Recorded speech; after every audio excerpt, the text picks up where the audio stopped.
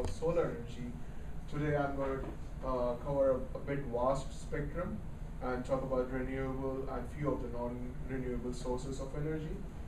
And let's get about with that. So today's learning outcomes, you would be able to differentiate and identify between conventional and non-conventional sources of energy. And you have been learning about this since your school time. And then you would be able to identify and know how the green energy, the non-conventional source, is produced. Right? I mean, that's how we aim at. And so this is a basic bifurcation of non-conventional sources and the conventional sources. So conventional are nuclear, fossil fuel, and then from fossil fuel that is the coal and the natural gas that we usually get. And then the non-conventional sources are wind, solar, tidal, hydro, and wave. Oh, yeah, fossil fuels, that's how they are produced. So this is basically the flow chart of how energy is produced from fossil fuel. The fuel is burned, then the water is heated, it turns into steam, that goes into a turbine, turbine turns, it generates electricity into a generator. Now that generator that is producing electricity goes to our transmission tower, right? The four coal used are like furnace oil, wood, coal, right, with varying efficiency. Now natural gas, as I said, is a conventional source. It's again obtained from fossil fuels, the gas trapped inside the earth. It is producing like 20% of world consumption right now.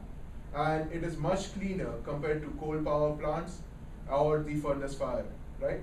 The one that we have in the university is a natural gas plant. Now the advantages. So what are the advantages of the conventional sources? There's like very large amount of energy can be produced. Then the ease of transmission is really easy, and the fuel power station can be built almost anywhere, right? And the drawbacks that I would say is the greenhouse gases that we know and have come across are pretty, can lead to various climatic changes like the global warming. Now nuclear. So nuclear is also a conventional source which is again produced with radioactive material. And the main advantages of it, the energy produced is way high.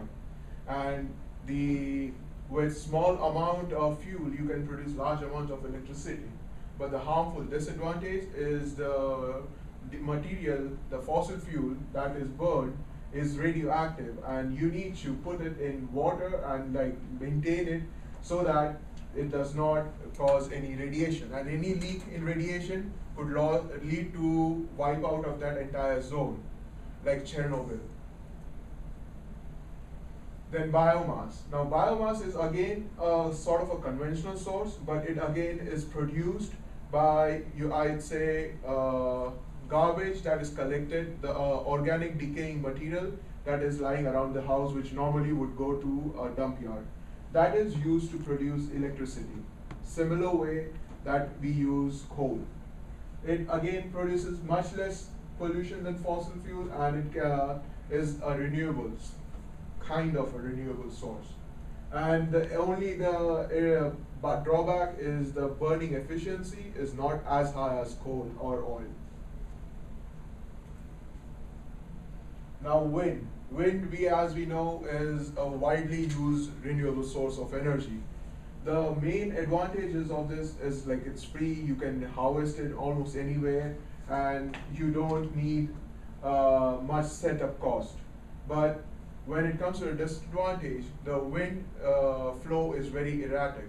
And it can be only harvested in particular zones like tidal regions or the areas where there's the open, right?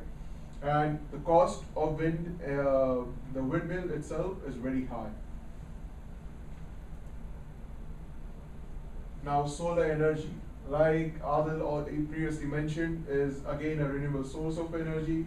Solar panels are basically used to produce electricity, and the same way the advantages are like renewable, it does not produce greenhouse, and the sun is like a free source.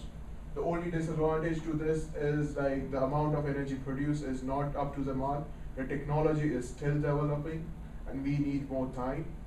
And the other is like it's really expensive right now. It's like buying an iPhone in the 90s, which was like, sorry, in the 2000s it was really expensive. But now, as we have progressed, the technology has progressed, it's getting cheaper to buy one.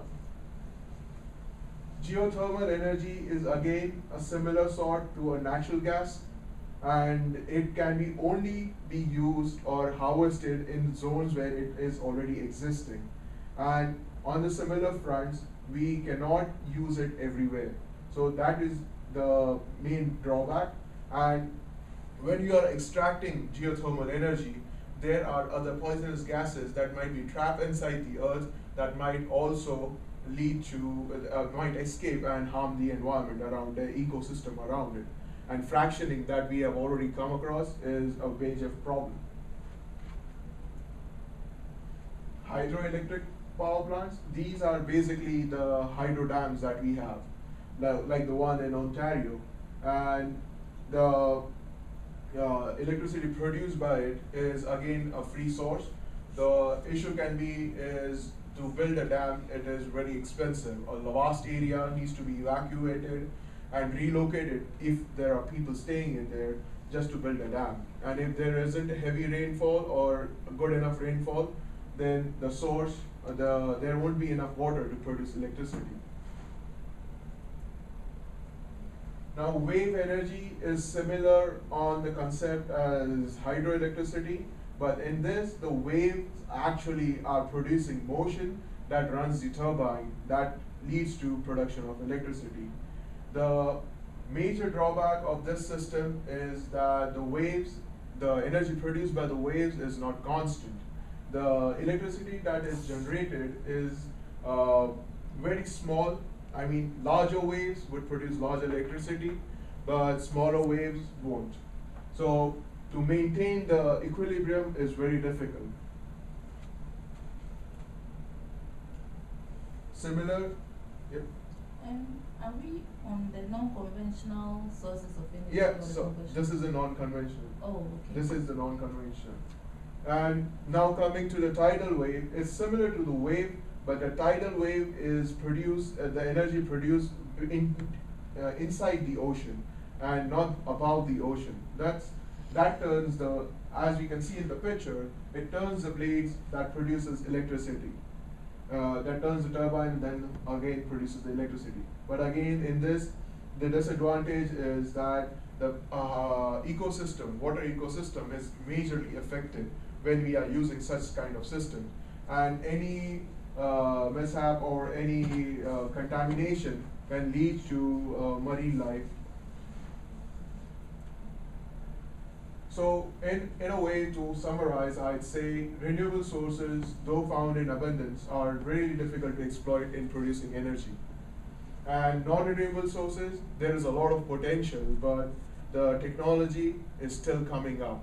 And as soon as we are progressing, we are more to get at par with the conventional sources. And the technological advancement would basically bridge the gap. Any questions?